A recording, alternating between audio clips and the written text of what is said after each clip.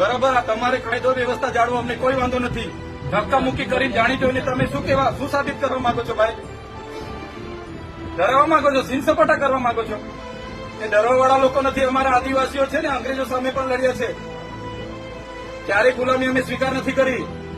કોઈના મગજમાં એવો ધુમાડો હોય તો કાઢી નાખજો. તમને અહીંયા આટલા બધા દારૂના બુટલેગરોના તમે પરમિશન આપ્યા છે, કેમ અટકાવતા નથી? નામો આપું, કાળીઓ, ભૂરીઓ, લાલીઓ, ભોલીઓ આપું કે નામો?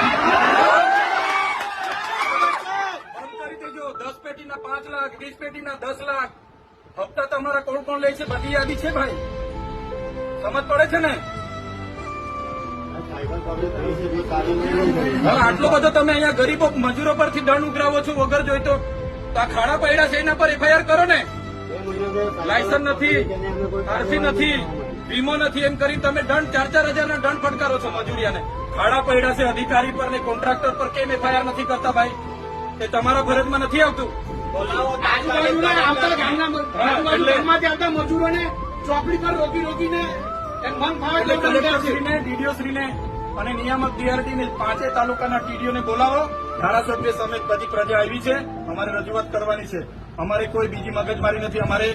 હું પોતે એકલો રજૂઆત કરવા વાળો માણસ છું. હું આગેવાન છું. આમના વતી હું રજૂઆત કરીશ. તમે બોલાવો.